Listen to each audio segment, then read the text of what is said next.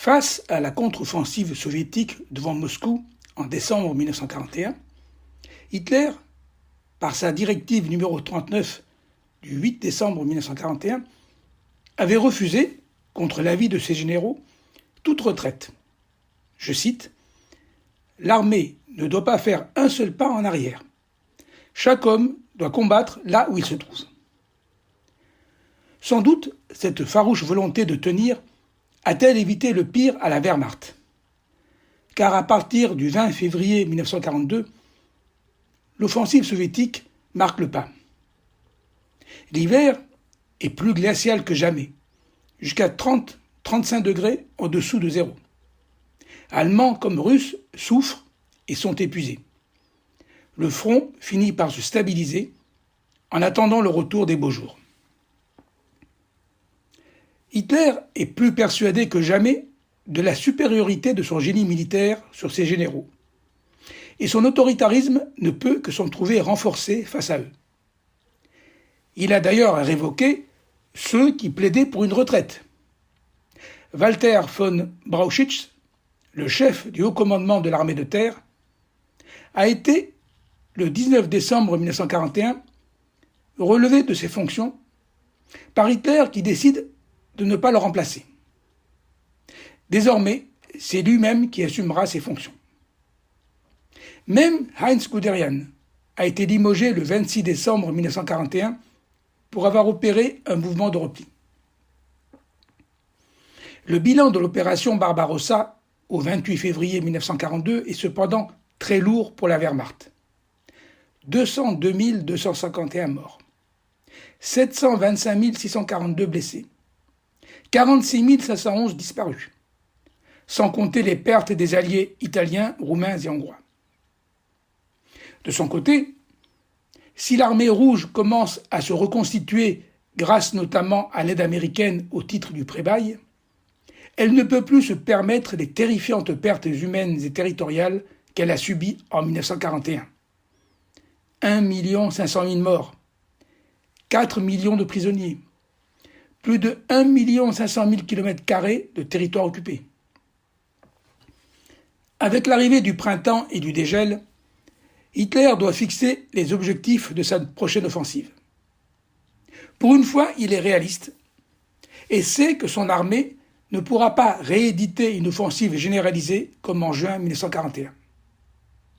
Et ses regards se tournent vers le sud, vers la conquête des champs pétrolifères du Caucase. Mais ce faisant, il doit bien se rendre compte qu'il a perdu la partie, que jamais la Russie ne serait entièrement conquise. C'est d'ailleurs le sentiment qu'en retire son chef d'état-major adjoint de l'armée de terre, le général Franz Halder, qui, prenant connaissance des plans d'Hitler pour 1942, en déduit que celui-ci ne croit plus à la défaite des Russes. Par sa directive numéro 41 du 5 avril 1942, Hitler expose l'objectif de son offensive de printemps, dont le nom de code est Plan Bleu, à savoir s'emparer des puits de pétrole du Caucase. À cette fin, le groupe d'armée sud est divisé en deux. Le groupe A, composé de la 17e armée et de la 1re armée blindée, devant prendre le contrôle du Caucase, protégé sur son flanc nord par le groupe B, composé de la 6e armée et de la 4e armée blindée, lequel doit établir une ligne de défense sur le Don et la Volga, jusqu'à la région de Stalingrad, là où la distance entre les deux fleuves est la plus courte. À cette date, la ville de Stalingrad n'est alors qu'un objectif secondaire. Mais les Allemands n'ont plus les moyens humains d'assurer seuls cette offensive, et ils doivent faire appel à leurs alliés. Ce sont ainsi 52 divisions roumaines, hongroises, italiennes, slovaques et même espagnoles qui participeront à l'exécution du plan bleu, même si les généraux allemands ne comptent que modérément sur ces forces. C'est le 28 juin 1942 que le groupe d'armée A commence l'offensive en direction de la ville de Voronej, autre nœud ferroviaire important, suivi le 30 juin par le groupe d'armée B en direction du sud pour occuper le bassin du Donetsk et atteindre le cours inférieur du Don. La progression des Allemands est rapide. Voronej est prise le 6 juillet, suivie par la ville de Rostov-sur-le-Don le 24 juillet. Mais ce que les Allemands ignorent, c'est que le maréchal soviétique Semyon Timoshenko, qui dirige le front sud-ouest, a adopté une nouvelle stratégie. En réalité, l'armée rouge se dérobe et bat en retraite pratiquement sans combattre pour éviter de se laisser encercler comme l'année précédente. Et dans les vastes steppes et plaines du sud de la Russie, du Donetsk à la Volga, l'espace cédé n'a pas la même importance qu'en Europe occidentale ou centrale. Hitler, également encouragé par les défaites soviétiques à la seconde bataille de Kharkov fin mai, puis par la prise de la péninsule de Kertch et du port de Sébastopol en Crimée début juillet, est persuadé que, je cite, « les Russes sont finis », comme il l'annonce le 15 juillet au général Halder. Hitler voit-il déjà ses armées du front russe rejoindre les Japonais jusqu'au golfe Persique via l'Iran, ou encore faire leur jonction avec l'Afrique Accord de Rommel via l'Irak et la Palestine? Des rêves chimériques. Toujours est-il que, persuadé de remporter rapidement la victoire sur les soviétiques, le Führer va prendre une décision qui pèsera lourd sur la suite des opérations. Le 23 juillet, par sa directive numéro 45, il modifie le plan bleu, rebaptisé depuis le 30 juin Opération Braunschweig, en imposant désormais deux objectifs, à savoir, pour le groupe d'armée A, prendre le contrôle du Caucase et les champs pétrolifères de Bakou, c'est l'opération Edelweiss, et pour le groupe B, occuper la ville de Stalingrad, qui devient donc un objectif tout aussi important que le Caucase. C'est l'opération Frischreiher. Stalingrad. L'actuel Volgograd, et qui s'appelait Tsaritsyne jusqu'en 1925, était alors le principal centre industriel soviétique.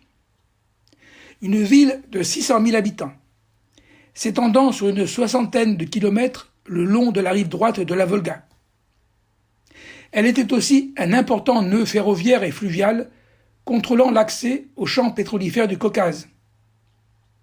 Et c'est par la Volga qu'arrive une partie de l'aide matérielle américaine. Et surtout, sur le plan psychologique, Stalingrad, c'est la ville de Staline. Elle porte son nom depuis que celui-ci l'a reprise aux Russes blancs en janvier 1920. Mais la décision d'Hitler est une erreur stratégique désastreuse, car les Allemands n'ont plus les moyens matériels et humains de mener à bien ces deux offensives. Alors surtout qu'en même temps, Hitler a retiré du groupe d'armées sud plusieurs divisions pour les envoyer soit sur le front de Leningrad, soit en France où il craint un débarquement allié. En outre, Hitler a détaché la 4e armée blindée du groupe d'armée B pour l'envoyer rejoindre le groupe d'armée A et participer à la conquête du Caucase aux côtés de la 17e armée et de la 1re armée blindée. La 6e armée du général Friedrich Paulus se retrouve donc seule pour se lancer à l'assaut de Stalingrad.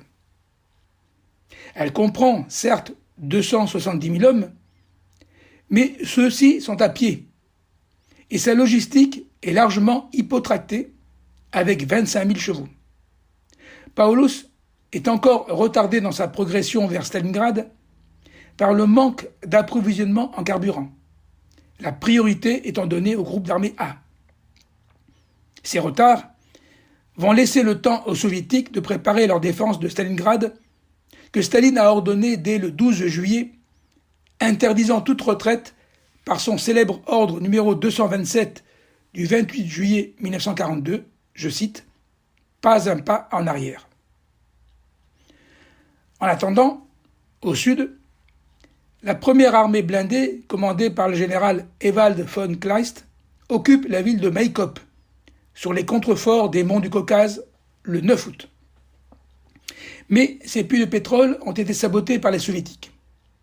Et l'offensive de von Kleist s'essouffle le 25 août devant Mozdok, en Ossétie du Nord, à 80 km de Grozny. Il n'atteindra jamais Bakou et ses puits de pétrole. Tandis que les fantassins de la 17e armée sont, quant à eux, bloqués devant la ville de Tuapse. En septembre, l'offensive vers les villes de Grozny et de Bakou est définitivement stoppée.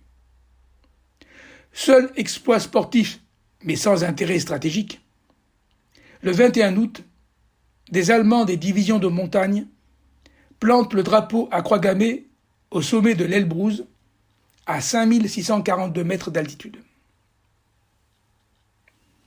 La réalité est que fin juillet, Hitler, se rendant compte de son erreur, a encore changé d'avis et a dérouté à nouveau la 4e armée blindée en direction de Stalingrad pour soutenir la 6e armée de Paulus, alors pourtant que les premières armées blindées et 17e armée ne peuvent à elles seules prendre les puits de pétrole du Caucase. La réalité est qu'à cette date, la Wehrmacht n'a pas les moyens de conquérir à la fois le Caucase et les vallées du Don et de la Volga jusqu'à Stalingrad. Et pour finir, ces deux objectifs lui échapperont. La réalité est qu'Hitler perd de plus en plus le sens des réalités en voulant tout centraliser entre ses mains et s'investir toujours plus avant dans la conduite des opérations militaires, alors que son quartier général se trouve en Ukraine, près de la ville de Vinnytsia, à 1500 km du front. Staline a d'abord cru que l'offensive allemande dans le Caucase n'était qu'une diversion pour masquer une offensive vers Moscou. Mais fin juillet, il comprend quels sont les véritables objectifs d'Hitler, et il nomme le général Andrei Yeremenko pour défendre le front de Stalingrad, flanqué, comme c'était la règle, d'un commissaire politique du nom de Nikita Khrouchtchev, qui, une douzaine d'années plus tard, succédera à Staline à la tête de l'Union soviétique.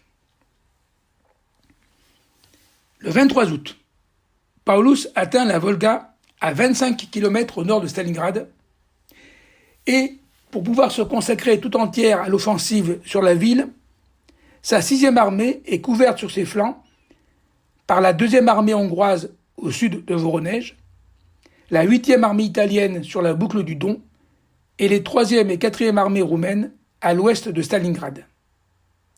Mais ces armées sont pauvrement équipées, avec des armes de mauvaise qualité, sans blindés modernes ni artillerie lourde, et leurs hommes sont peu motivés, alors qu'ils doivent tenir de larges secteurs du front.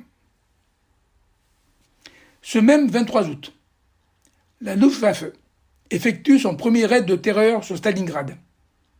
1000 tonnes de bombes sont larguées dans la journée par environ 600 appareils, causant 40 000 morts parmi la population civile qui n'a pas encore été évacuée. D'autres raids suivront jusqu'au 6 septembre. Le 27 août, Staline a appelé auprès de lui le maréchal Georgi Yukov, le sauveur de Moscou, comme adjoint au commandant suprême, avec pour mission de sauver Stalingrad, qui ne doit pas tomber aux mains des Allemands. Mais le 2 septembre, la 6e armée de Paulus et la 4e armée blindée du général Hermann Hoth font leur jonction, encerclant la ville de Stalingrad. Et le 7 septembre, les Allemands pénètrent dans la ville qui n'est alors défendue que par la 62e armée soviétique, avec à sa tête, à partir du 12 septembre, le général Vassili Tchuikov. Son armée est quasi isolée. Elle ne peut être ravitaillée que par bateau à travers la Volga sous le feu des Allemands, et elle devra supporter pendant près de 3 mois l'assaut ininterrompu des forces allemandes. Tchuikov, dont le quartier général se trouve parfois tout près des lignes ennemies, ne quittera jamais la ville et recevra après la bataille le titre envié de héros de l'Union soviétique.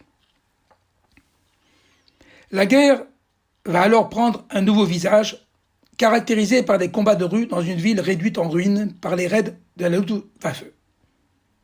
Ce qui, paradoxalement, avantage les soldats russes de la 62e armée. En effet, chaque immeuble devient une forteresse farouchement défendue et à l'abri de laquelle des tireurs d'élite, les snipers, tendent des embuscades mortelles aux Allemands. On se bat quasiment au corps à corps pour un pâté de maison, pour une usine, voire pour un étage, un escalier, une cave. Certains endroits, comme le quartier de la gare, changent plusieurs fois de main.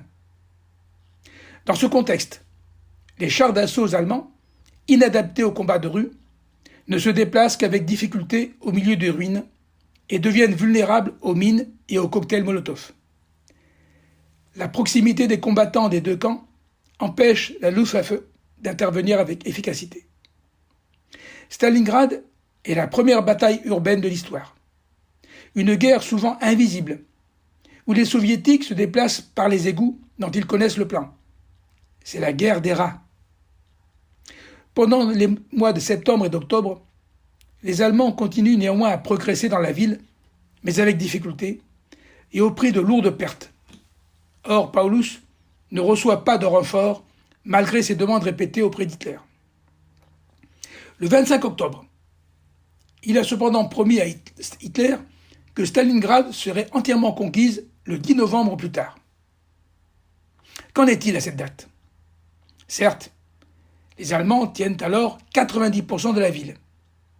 Mais Tchoukov et ses hommes de la 62e armée continuent à s'accrocher sur une dizaine de kilomètres de berges de la Volga.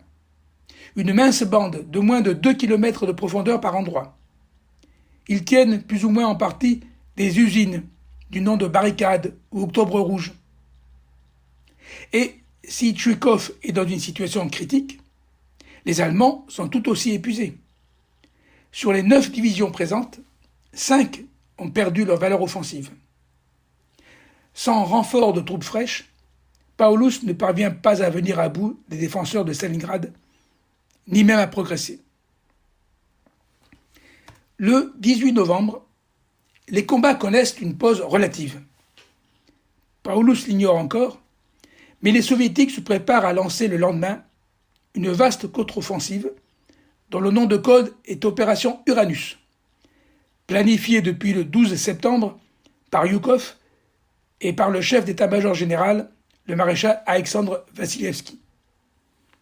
C'est une vaste mesure d'encerclement de Stalingrad qui est prévue pour obliger la 6e armée à battre en retraite en quittant la ville. Le 19 novembre, les soviétiques déclenchent l'opération Uranus avec 1 134 800 hommes, 13 451 canons, 1115 avions, 894 chars d'assaut, dont le T-34, considéré comme l'un des meilleurs chars de la guerre. Ils se lancent à l'attaque du point faible du dispositif allemand sur ses flancs, les troupes alliées de l'Axe. C'est la 3e armée roumaine, au nord-ouest de Stalingrad, qui reçoit le premier choc. Et très vite, des divisions entières se débandent.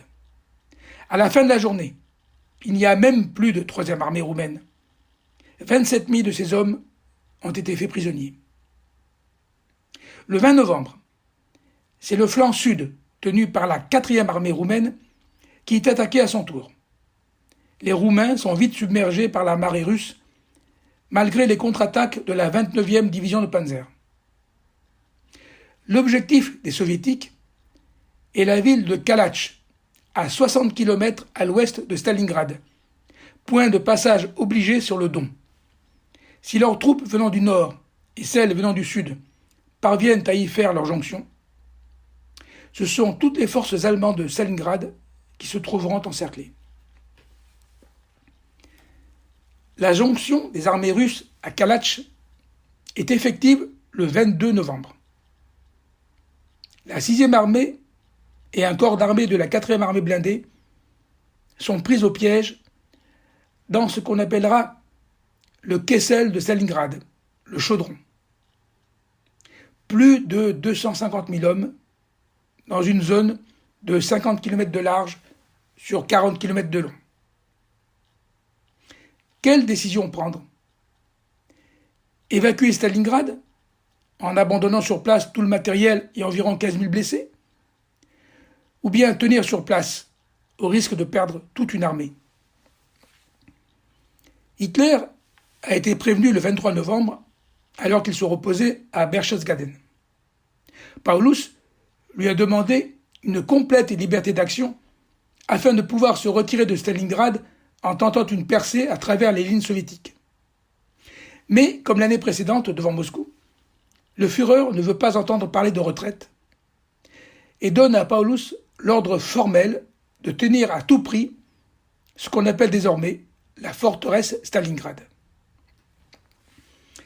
Hitler a promis à Paulus un ravitaillement aérien que Göring a affirmé pouvoir réaliser avec sa Luftwaffe. Mais la 6e armée a besoin de près de 700 tonnes de ravitaillement par jour. Göring en a promis 550 tonnes. Mais ce pont aérien va vite se révéler être un désastre. En réalité, les avions de transport Junker 52, assaillis par la chasse soviétique et une DCA puissante, ne parviendront au mieux à fournir qu'à peine 300 tonnes par jour, et ce chiffre tombe vite en décembre à moins de 50 tonnes. En moyenne, ce ne seront que 94 tonnes par jour de ravitaillement qui pourront être acheminées par la voie des airs. Il faut donc venir à l'aide de la 6e armée en rompant l'encerclement de la ville. Et pour cela, le 25 novembre, Hitler fait appel au maréchal Erich von Manstein, l'auteur du plan d'invasion de la France dont j'ai parlé à l'épisode 4. Celui-ci élabore l'opération Wintergewitter, tempête d'hiver, pour atteindre Stalingrad par le sud-ouest et relever la 6e armée. L'opération de sauvetage commence le 12 décembre. Au début, von Manstein parvient à progresser. Et le 19, il se rapproche de moins de 50 km du front de Stalingrad. Il suffirait que de son côté, Paulus effectue une sortie pour le rejoindre à mi-chemin. Mais ce dernier a reçu l'ordre formel d'Hitler en personne de ne pas abandonner le terrain. Il n'a pas le tempérament d'un Guderian pour pouvoir aller à l'encontre d'un tel ordre. Et malgré l'insistance de von Manstein, il ne bouge pas. Von Manstein fait le maximum, mais il ne peut franchir seul ces 50 derniers kilomètres. En effet, son flanc nord est menacé par les soviétiques, qui, dès le 20 décembre, ont percé les lignes italiennes et roumaines qui en assuraient la défense. Il y a pire pour les Allemands. C'est toute l'armée du Caucase qui se trouve en danger d'être encerclée et qui doit faire rapidement retraite. Von Manstein ne peut pas espérer recevoir des renforts. Et Hitler s'obstine à interdire tout mouvement de retraite à la 6e armée. Le 23 décembre, l'opération Tempête d'hiver est un échec. Von Manstein doit se retirer. Stalingrad ne sera pas délivré. Fin décembre. La situation est désespérée pour les hommes de la 6e armée qui se retrouvent sans vêtements adaptés au terrible hiver russe, sans matériel, sans munitions et surtout sans nourriture. Tous les chevaux ont été mangés et la ration quotidienne de pain, qui n'était que de 100 grammes par jour, tombe à 60 grammes. Le 8 janvier 1943, le général Konstantin Rokossovski, qui vient d'être chargé par Staline de nettoyer définitivement la poche de Stalingrad, fait à Paulus une offre de reddition aux conditions acceptables. Mais Paulus, toujours obéissant aux ordres d'Hitler, refuse. Ensuite de quoi, le 10 janvier, Rokossovski déclenche l'opération Koltsow. Un déluge de feu s'abat sur les forces allemandes, et en 6 jours, la poche allemande est réduite de moitié. Le 21 janvier, le dernier terrain d'aviation allemand à Gumrak est aux mains des soviétiques qui ont coupé en deux la poche de défense allemande. Paulus a une fois de plus demandé à Hitler l'autorisation de se rendre en signalant l'épuisement de toutes ses réserves, mais le Führer continue à refuser toute capitulation. Le 30 janvier, Paulus l'informe qu'il ne peut plus tenir. Et pour toute réponse, Hitler promeut au grade supérieur plus d'une centaine d'officiers de la 6e armée et nomme Paulus maréchal afin de l'inciter à se suicider, car jamais dans l'histoire militaire allemande, un maréchal n'a été fait prisonnier vivant. Mais Paulus en a décidé autrement. Et le 31 janvier, il se rend au jeune lieutenant Féodor Yelchenko, qui se trouvait avec son char d'assaut à proximité de son quartier général. Les derniers combattants allemands se rendent le 2 février 1943. La bataille de Stalingrad est terminée. Les 91 000 hommes ayant survécu au siège partent à pied, sous 37 degrés en dessous de zéro, en direction des camps de Sibérie. Guère plus de 5 000 d'entre eux retrouveront l'Allemagne après la fin de la guerre. Certains, pas avant 1954. Lorsqu'il apprend la nouvelle de la reddition de Paulus, Hitler est furieux. Non pas tant d'apprendre la destruction de toute une armée et la perte de ses hommes les plus aguerris. Non. Ce qui le met dans une rage folle est que Paulus ne se soit pas suicidé comme tout maréchal allemand aurait, selon lui, dû le faire. Pendant des semaines, la presse en Allemagne présentait Stalingrad comme pratiquement conquise. Mais maintenant, Hitler ne peut pas cacher cette défaite. Le communiqué du haut commandement allemand en date du 3 février donne sa version du désastre. Je cite : « La bataille de Stalingrad a pris fin. Fidèle à son serment de combattre jusqu'à son dernier souffle, la 6e armée, sous le commandement exemplaire du maréchal Paulus, a succombé sous l'assaut d'un ennemi supérieur en nombre et en raison des circonstances défavorables auxquelles elle a eu à faire face. » Un deuil national de 4 jours est proclamé, pendant lesquels la radio ne diffuse plus que de la musique funèbre. La justification officielle sera que le sacrifice des hommes de la 6e armée a immobilisé de nombreuses forces soviétiques pendant plusieurs semaines, donnant le temps à l'armée du Caucase engagée plus au sud de se replier pour échapper à un encerclement. En ce début d'année 1943, avec le débarquement allié en Afrique du Nord et la défaite de Rommel à El Alamein, le désastre de Stalingrad est un nouveau tournant de la Seconde Guerre mondiale. À partir de cette date, hormis quelques sursauts, les Allemands ne lanceront plus d'offensive et devront se limiter à des actions défensives. C'est la fin du mythe de l'invincibilité de l'armée allemande, même si les Allemands invoquent la défaillance de leurs alliés italiens, roumains et hongrois. Le moral d'Hitler est atteint, et il fera de moins en moins d'apparitions publiques. Pour la première fois, c'est son ministre de la propagande, Joseph Goebbels, qui prononce au Sportpalast le 18 février 1943 le discours anniversaire de l'arrivée au pouvoir d'Hitler. Goebbels appelle alors à la guerre totale, en ne niant pas pour la première fois les dangers auxquels le pays est désormais confronté. Mais nous ne sommes encore qu'au début de l'année 1943. Et comme l'a dit Winston Churchill dans son discours du 10 novembre 1942, ce n'est pas la fin, ce n'est même pas le commencement de la fin, mais c'est peut-être la fin du commencement.